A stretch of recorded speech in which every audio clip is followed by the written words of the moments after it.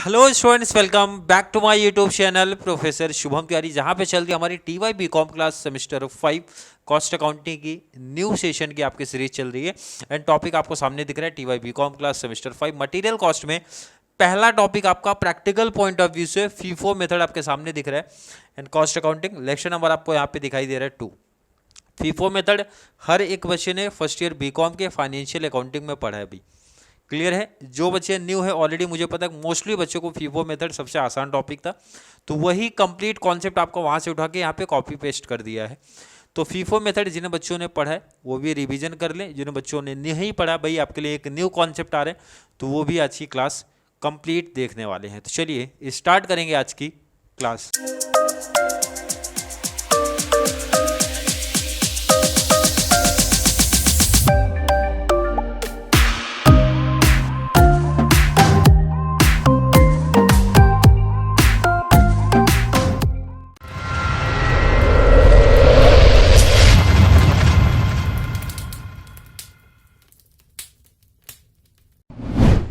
FIFO method में table मैंने पहले से बना के रखा है ताकि टाइम थोड़ा सा कम वेस्ट हो भाई वीडियो में। सीधा टॉपिक पे आते हैं। क्वेश्चन कुछ इस फॉर्म में होगा और फीफो मेथड क्या है, ये टेबल इस पैटर्न में क्यों बना है और क्या फाइंड आउट हम लोग करेंगे वो भी समझते हैं। क्वेश्चन पहले देख लो, आपको लोग कुछ इसी पैटर्न में आपको दिया होगा।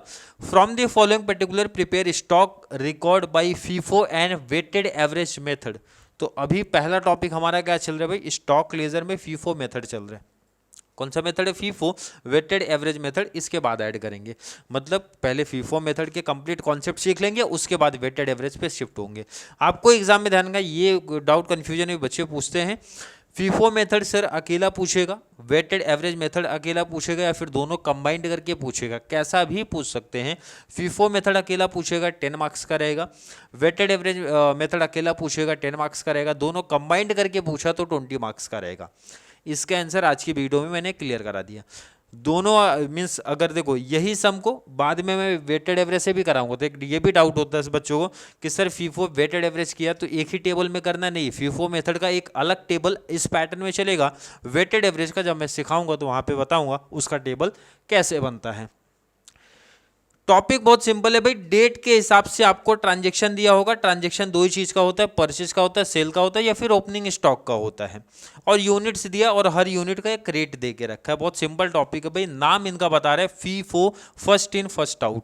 इसका मतलब होता है भाई जो पहला सामान मैंने परचेज किया वही पहला सेल भी करना है अपने को। क्लियर है? मतलब जो सामान पहला मैं परचेज करूंगा उसी को जब सेल करोगे तो वही सामान सबसे पहला सेल होगा जो सबसे पहले परचेज हुआ था। इसलिए इसका नाम आता है फर्स्ट इन फर्स्ट आउट। जो पहला इन होगा वही पहला आउट हो जाएगा। क्लियर है? बहुत यही कॉन्सेप्ट आपको लेके चलना है। चलिए डिटेल्स देखते जरा, क्या आप दिया भाई, कौन से मंथ का दिया है? 4/1 मतलब जैन का डिटेल देके रखा है। क्लियर है? 17 डेट के हिसाब से दिया तो मतलब ढूंढना भी नहीं है आपको, ध्यान रखना। यूनिट्स दिया है एंड रेट आपको दिया है, तो टेबल आपको कुछ इसी पैटर्न में हमेशा बनाना है। फीफो मेथड में आपका यही टेबल का पैटर्न रहेगा। क्या है? डेट है, रिसिप्ट है, इशू है एंड बैलेंस है। रिसिप्ट का मतलब होता है आपका परचेज, कितना यूनिट्स आपने परचेज किया यहाँ पे लिखना, उसका प्राइस क्या था वो लिखो और मल्टीप्लाई करके अमाउंट आप निकाल लेना। क्लियर? कितना सेल किया वो आपका इशू वाले पार्ट में आएगा। यूनिट कितना सेल किया, रेट क्या था, अमाउंट क्या, वो ध्यान में रखना। बैलेंस, आपका जो बैलेंस बचेगा वो नोट करना है। क्लियर? तो डेट के पैटर्न में दिया है, ध्यान रखना। पहले ढूंढ लिया करो, ओपनिंग स्टॉक तो नहीं दिया भाई। स्टार्ट कौन से मंथ से हो रहा है आप सामने देखो भाई, जैन से हो रहा है। और नीचे डिटेल में देखो, stock on hand on 1 Jain 2014 was 50 units. इसका मतलब है ओपनिंग स्टॉक आपको यहाँ पे दिया है। ओपनिंग स्टॉक दे भी सकते हैं, नहीं भी दे सकते हैं। सीधा परचेस से भी कहानी आपकी स्टार्ट हो सकती है, जैसा आगे अभी आने वाले एग्जांपल से में हम लोग देखेंगे। पर ढूंढ लिया करो, आपका काम है ढूंढना ओपनिंग स्टॉक दिया है कि नहीं दिया भाई। ओपनिंग स्टॉक क्लियर दिख रहा है सर, जो भी मंथ होगा उस मंथ का स्टार्टिंग डेट अगर अपने को दिया है इसका मतलब है वो ओपनिंग स्टॉक है और वहीं से हमारी कहानी स्टार्ट हो जाएगी भाई। 1 जैन, इसका मतलब है सर 1 जैन 14 का पहला आया। ध्यान रखना, माइंड में रख लेना भाई, ओपनिंग स्टॉक सीधा बैलेंस में जाएगा, ना परचेज में जाएगा ना सेल्स में जाएगा, सीधा बैलेंस में जाएगा। सीधा बैलेंस में, तो भाई सीधा बैलेंस में चले जाओ। कितना यूनिट आपके पास है? सामने दिख रहा है भाई 50 यूनिट्स। रेट कितना है? 20। प्राइस कितना है? 25 है। सामने आपको दिख रहा है कि नहीं? 25 मल्टीप्लाई करके अमाउंट निकालना हमारे लिए क्या होगा, काफ़ी आसान। तो कैल से उठा लो आप लोग और कैल से साथ में लेके बैठा करो। 50 इंटू 25 किया तो 1250 आ जाएगा। ये आपका अमाउंट हो गया। अमाउंट निकालने में किसी बच्चे को कोई दिक्कत कोई प्रॉब्लम नहीं है भाई। जितना यूनिट है मल्टीप्लाई प्राइस किया, अमाउंट निकालना हो गया काफ़ी आसान। इतना आई थिंक क्लियर होगा किसी बच्चे को, यहाँ तक तो कोई डाउट नहीं होगा। डाउट नहीं है तो सम को बढ़ाते हैं ज़रा आगे, ठीक है। एक एक चीज़ प्रॉपर आप नोट करना। पहले एंट्री हो गई भाई, तो इसको क्लियर करते हैं पहली लाइन से ताकि कन्फ्यूजन ना हो। एक एक एंट्री इजीली हम लोग समझते चले और करते चले। अगले डेट पे आ जाओ भाई। 4/1/14 क्या हुआ है, परचेज हुआ है सर। 4/1/14 पूरा नहीं लिख रहा हूँ, 14 लिख रहा हूँ। परचेज हुआ तो आपको परचेज वाला कॉलम आपका ये होता है। कितना यूनिट हुआ है सामने आपको दिख रहा है भाई, 40 यूनिट्स। रेट क्या दिख रहा है सामने, सामने देखो रेट क्या है 30 का। तो अमाउंट निकालना मैंने आपको सिर्फ बताया कि बहुत आसान है। मल्टीप्लाई कर लो कैलसी पे। 1200 आया कि नहीं आया। उस डेट पे कोई सेल नहीं है, मतलब यहाँ पे खाली। अब ज़रा यहाँ से लाइन समझना। सबसे पहले मेरे पास ओपनिंग बैलेंस था 50/25, तो अमाउंट आया 1250। फिर से मैंने और परचेज कर लिया 40 क्वांटिटी में 30 रेट वाला, और ये अमाउंट आपका हो गया। क्लियर है। ये आपका क्या हो गया भाई, ये आपका अमाउंट हो गया। अब यहाँ पे ये चीज़ें ध्यान में रखना, जब आप बैलेंस रिकॉर्ड करोगे, यही चीज़ सबसे इंपॉर्टेंट है। जब आप बैलेंस रिकॉर्ड करोगे, सबसे पहले जो स्टॉक आपके पास है उसको रिकॉर्ड करना है। सबसे पहले जो स्टॉक आपके पास है उसको रिकॉर्ड कर लेना। बाद में जो आपने न्यू परचेज किया उसके जस्ट नीचे।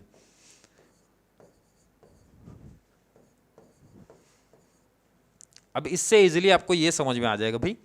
4 तारीख को हमारे पास टोटल स्टॉक है 2 टाइप के। 50 क्वांटिटी वाला 25 का रेट है भाई 1250। सेकंड है 40 क्वांटिटी वाला 30 का रेट 1200 का।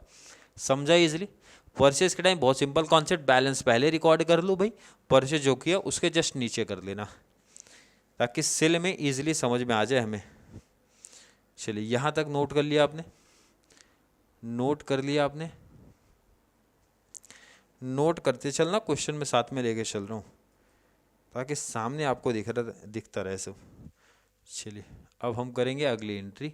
तो यहाँ पे लाइन, एक एंट्री के बाद ध्यान रखना ये लाइन खींच देना ताकि इसलिए हमें पता चलता रहे। चले अगला डेट, फिर से 17/1 को फिर से परचेज की कहानी है भाई। 17/1/14 परचेज बोले तो यहीं पे आएगा। कितनी क्वांटिटी है, 60 की क्वांटिटी है। रेट कितना है 28। मल्टीप्लाई करके अमाउंट निकालना काफ़ी आसान है। तो 60 इंटू 28 किया तो 16,800 आया। अब यहाँ बैलेंस रिकॉर्ड करते टाइम मैंने आपको क्या बताया था, जो बैलेंस पहले से है वो कॉपी कर लो। पहले से हमारे पास 50 स्टॉक था 25 रेट वाला, तो भाई 1250 है अमाउंट। सेकंड 40 क्वांटिटी है 30 रेट वाला 1200, और हमने फिर से परचेस कर लिया है, यहाँ पे सामने आपको दिख रहा है 60 क्वांटिटी 28 के रेट वाला, और यहाँ पे 1680 रहेगा। मुझे ऐसा लगता है एक जीरो हमने बढ़ा दिया है। 60 इंटू 28 1680, तो एक ज़ीरो यहाँ से कम कर देंगे। क्लियर है। अगर पूछा जाए किसी बच्चे को अभी तक कोई हार्ड कोई डिफ़िकल्ट कोई कन्फ्यूजन वाला कॉन्सेप्ट है, तो मुझे नहीं लगता किसी बच्चे को आना चाहिए। क्लियर है। चलिए आगे का डेट मीन्स सम को आगे बढ़ाएंगे। सामने ध्यान रखना, किसी बच्चे को थोड़ा सा भी कोई कन्फ्यूजन लगेगा कि सर कॉन्सेप्ट नहीं समझ में आ रहा, वहाँ पे ज़रूर मेंशन कर देना। चलिए यहाँ पे मैंने बताया एक एंट्री कंप्लीट आपकी जब होती है, बैलेंस रिकॉर्ड करने के बाद आपको लाइन ड्रॉ कर देना है। चलिए अगली एंट्री सबसे इंपॉर्टेंट है, यहीं से सीखने का काम आपका स्टार्ट होगा। उसके बाद की एंट्री है भाई 20 तारीख की एंट्री है भाई 21/14 का है, और यहाँ से कहानी स्टार्ट हो रही सर सेल्स की। कितना है क्वान्टिटी 50, तो सेल्स मतलब होता है भाई आपका ये वाला कॉलम। सेल कितनी क्वांटिटी हो रही, ध्यान रखना, अब यहीं से सबसे इंपॉर्टेंट पार्ट है, कितनी क्वांटिटी है सर 50। तो मैंने आपको बताया ये टॉपिक है फीफो मेथड, फर्स्ट जो सबसे पहला आया था वही सबसे पहले जाएगा भी। तो पहला कौन आया था सर, ये 50। तो और सेल कितना करना है 50, तो पहले इस 50 को निपटा दो, मतलब ये 50 को सेल कर दो। अब यहाँ पे कन्फ्यूजन है भाई, सेल का रेट दिया है, तो फीफो मेथड में हम जो वैल्यूएशन करते हैं वो हमेशा कॉस्ट पे करते हैं। तो ये चीज़ माइंड में क्लिक कर लो भाई, सेल्स के रेट को हमेशा इग्नोर करना है, सेल्स के रेट को नहीं लेना है, माइंड में फिट कर लो। इसका मतलब रेट वही कॉपी पेस्ट हो जाएगा, कितना 1250। माइंड में फिर से दोहराओ, मीन्स रिपीट करो लाइन की मैंने क्या बोला है। मैंने बताया सेल्स के रेट को नहीं लेंगे, क्योंकि यहाँ पे हम प्रॉफिट का कैलकुलेशन नहीं कर रहे हैं, हम यहाँ पे कॉस्ट वैल्यूएशन की बात कर रहे हैं, सिर्फ कॉस्ट की बात करेंगे। तो जो आपका परचेज वाला कॉस्ट रहेगा, प्राइस रहेगा, रेट रहेगा, वही कॉपी कर दिया करो। अब 3 क्वांटिटी था, एक सेल हो गया 50 वाला, कंप्लीट सेल हो गया, बचा कितना 2। एक तो 40 क्वांटिटी 30 रेट वाला भाई 1200, और यहाँ पे नेक्स्ट आपका 60 28 का रेट वाला 1680। किसी बच्चे को डाउट कन्फ्यूजन नहीं, बहुत सिंपल है भाई, पहला क्वांटिटी आपका सेल हो गया है, डाउट कन्फ्यूजन नहीं, नोट कर लिया, नोट कर लिया है, आई होप हर एक बच्चे ने किया होगा। क्वेश्चन साथ में रखो भाई, क्वेश्चन साथ में रखो, एक एक एंट्री इजीली करना आराम से। चलो ये हो गया आपका नेक्स्ट एंट्री, ठीक, ये आपकी नेक्स्ट एंट्री हो रही है, क्लियर है। चलिए अगले एंट्री पे चलते हैं, कहाँ तक की एंट्री हो गई भाई 20 का, 20 के बाद 22 आ रहा है, 20 के बाद 22 1 14, 22 की एंट्री ज़रा देखेंगे, परचेज है 80 यूनिट्स 29 का रेट, तो परचेज आपको यहाँ पे रखना है कितना 80 यूनिट्स 29 का रेट, मल्टीप्लाई करके अमाउंट निकालना हो गया काफ़ी आसान। तो 80 मल्टीप्लाई 29 किया 2320 सेल्स का अमाउंट खाली रहेगा। बैलेंस रिकॉर्ड करते टाइम जो पहले से है वो पहले कॉपी कर दिया करो, जो पहले से है उसको कॉपी कर दिया करो।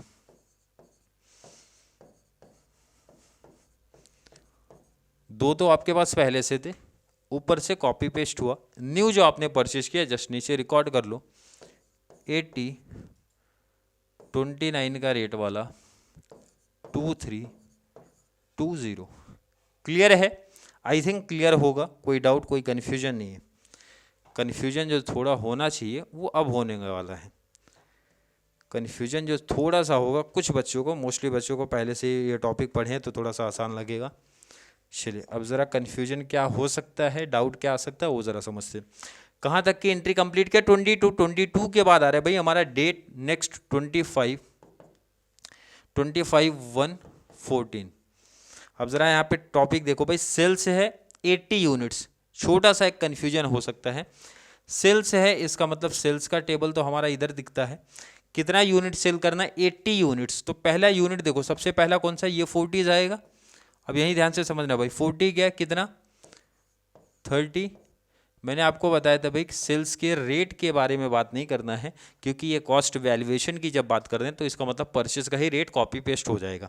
आपको सेल कितना करना था 80, सेल कितना करना था 80, सामने आप देखो सेल्स कितना करना था 80, आपने पहले ये 40 को निकाला, सेल कितना करना 80, 40 हो गया तो बैलेंस कितना बचा 40, वो 40 आप इसमें से लेके जाओगे। पहला ये कंप्लीट 40 आपको जाना है भाई, फर्स्ट इन फर्स्ट आउट मतलब 40 गया। अब जो बैलेंस 40 बचा इस 60 में से जाएगा 40, रेट क्या था जरा सामने देखो 28, मल्टीप्लाई करके अमाउंट निकालो, तो 40 इंटू 28 कर लो 1120। समझ में आया, बहुत सिंपल कॉन्सेप्ट भाई। 80 यूनिट्स हमें टोटल सेल करना है, पहले इस 40 को निकालो, बाद में जो बैलेंस बचेगा इस 60 में से 40 को निकाल दो, तो इस 60 में से 40 गया, बैलेंस कितना बचा 20, रेट क्या है 28, मल्टीप्लाई करो 560, और ये 80 तो अभी कंप्लीट बचा हुआ है।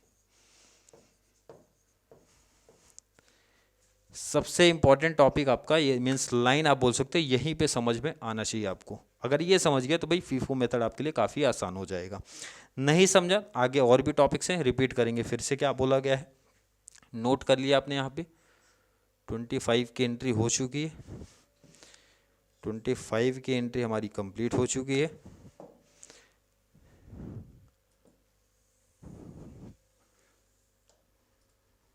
चलिए नेक्स्ट एंट्री 25 के बाद 28, पहले डेट आप लिख लो 28/1/14 और डेट देखते सेल्स कितना यूनिट है 20 सेल, इसका मतलब ये कॉलम आपका कंप्लीट फिर से खाली रहेगा। कितना 20, तो कौन सा 20 जाएगा जरा देखो, बैलेंस कितना बचा, 2 ही तो, 20 पहला बचा तो वो 20 पहला जाएगा ना भाई। 20 कितना रेट है भाई 28,560, ये कंप्लीट सेल हो गया था, बैलेंस कितना बच रहा है 80, 29 का रेट 2320, मतलब समझ में आया भाई, ये 20 इजीली आपका सेल हो गया, बैलेंस जो बचा वो आपने सामने लिख दिया। किसी बच्चे को कोई डाउट कोई कन्फ्यूजन तो नहीं है? कन्फ्यूजन तो नहीं है, होना भी नहीं चाहिए, बहुत सिंपल टॉपिक था। तो ये आपका हो गया भाई यहाँ तक की एंट्री। 28 के बाद आ रही है भाई 29 का डेट, 29/1/14, सॉरी 29 नहीं 30 का एंट्री है आपका। कौन सा है 30, सामने आपको दिख रहा है। परचेस फिर से किया 100 क्वांटिटी, रेट है 26, परचेस किया है तो परचेस के कॉलम में 100 क्वांटिटी है, रेट है 26 और आ जाएगा 2600, सेल्स का अमाउंट खाली हो जाएगा। जब बैलेंस आप रिकॉर्ड करोगे, बैलेंस के टाइम पे क्या बताया गया है, जो पहले से है बैलेंस उसको रिकॉर्ड कर लिया करो सबसे पहले, और जो आपने न्यू परचेस किया वो रिकॉर्ड करना आप। 100 26 2600, समझ में आ गया? अगर समझ में आया है तो इसके बाद की एंट्री जो है वो लास्ट ही है, क्योंकि इसके बाद आपका लास्ट एंट्री दिख रहा है। और इजीली 10 मार्क्स आप देख रहे हो कैसे आपको मिल जाएगा, इजीली 10 मार्क्स आप देख रहे हो कैसे मिलने वाला आपका। नेक्स्ट है 31, डेट क्या है 31/1/14 और एंट्री क्या दिख रहा है आपको सेल्स का, तो इसका मतलब परचेज खाली, सेल्स कितना 90 kg। अब यहाँ पे ध्यान रखना 90 सेल करना, बट बैलेंस की जब बात करेंगे पहले 80, तो इसका मतलब पहले उस 80 को निकालो। 80 रेट है 29, तो कितना था अमाउंट 2320, बट हमें सेल कितना करना है टोटल 90। 80 ये कंप्लीट चले गया, बैलेंस 10 जो बचा, क्योंकि 90 सेल करना है, 80 गया 10 बैलेंस जो बचा इसमें से निकल जाएगा। रेट क्या है इसका 26, तो ये आएगा 260 मल्टीप्लाई करके 260। 90 सेल करना था, 80 आपने कंप्लीट इसमें से निकाला, 10 यहाँ से निकला, तो 100 में से 10 निकल गया, सेल हो गया, तो 90 बचा। रेट है 26, मल्टीप्लाई करो 90 इंटू 26 गया 2340। लास्ट आपका एंट्री, लास्ट आपका यही था ना, तो यहाँ पे हो गया टॉपिक क्लोज। क्लियर है? क्लियर है? आई थिंक क्लियर है। अब देखो यहाँ पे बेसिकली क्वेश्चन अब साइड हटा देते हैं। क्वेश्चन में देखो सीधा बोला था from the following particular prepare stock record by FIFO and weighted average method. Clear है? यही क्वेश्चन आपको सीधा इसी पैटर्न में पूछा जाएगा। क्वेश्चन को साइड करते हैं। टेबल इतना कंप्लीट होने के बाद लास्ट में आपको एक लाइन भी लिखना है। क्या लाइन है? Therefore the value of closing stock, ये ध्यान रखना, हमेशा ये आंसर आपको लिखना है। Therefore the value of closing stock is, कितना है 90 यूनिट्स, कितने रेट वाला है 26 रेट वाला, कितना अमाउंट आया 2340। लास्ट में फाइनल आंसर ये डिटेल मीन्स लिख देना, तभी आपको एग्जामिनर 10 आउट ऑफ 10 मार्क्स देगा इस क्वेश्चन के पॉइंट ऑफ व्यू से। अभी आगे और भी चीज़ें पूछी जाती है, बट इस क्वेश्चन में इतना ही चीज़ पूछा गया था भाई, आप FIFO मेथड के अकॉर्डिंग आप स्टॉक लेजर आप बना दो, तो वो हमने कर लिया और लास्ट में ये फाइनल आंसर लिख दिया। ये जो कि आपको हमेशा लिख देना है, मतलब हर आंसर मीन्स क्वेश्चन के आंसर में आपको लिखना पड़ेगा, तो ईजिली आपको 10 आउट ऑफ 10 मिल जाएगा। क्लियर है? FIFO मेथड मोस्टली बच्चे, जैसा मैंने बताया भाई FY BCom कि फाइनेंशियल अकाउंटिंग पढ़ के आए तो काफ़ी आसान लगा होगा। जिन बच्चों को अभी भी फीफो मेथड मतलब उनके लिए न्यू कॉन्सेप्ट था, हो सकता है कुछ ऐसे बच्चे हों जिनके लिए फीफो मेथड एक न्यू कॉन्सेप्ट बना था, तो उनको अगर कोई भी डाउट कोई भी कन्फ्यूजन आज की क्लास को लेके आया है, मतलब कोई भी कॉन्सेप्ट कोई भी एंट्री किसी भी डेट की एंट्री में कोई डाउट कोई कन्फ्यूजन आया होगा, तो ज़रूर नीचे कमेंट ऐड करना, ताकि नेक्स्ट जो भी आने वाली क्लास है उसमें मैं उस टॉपिक को उस डेट को उस एंट्री को और बेटर एक्सप्लेन कर पाऊँ। अगर भाई डाउट कन्फ्यूजन है तो भी मेंशन कर दो, या फिर कॉन्सेप्ट 100% समझ में आया है तो वो भी मेंशन कर दिया करो, जिससे मुझे एक आइडिया मिलता रहे कि भाई जो भी बच्चे मेरे साथ कनेक्ट हैं उनको 100% कॉन्सेप्ट क्लियर हो रहा है, तो उसी पॉइंट ऑफ व्यू से भाई अगली क्लास में लेके आ जाऊँ। तो चलिए मिलेंगे अगली क्लास जहाँ पे बात करने वाले हैं फीफो मेथड के और भी प्रैक्टिकल क्वेश्चंस के बारे में। तब तक के लिए थैंक यू सो मच।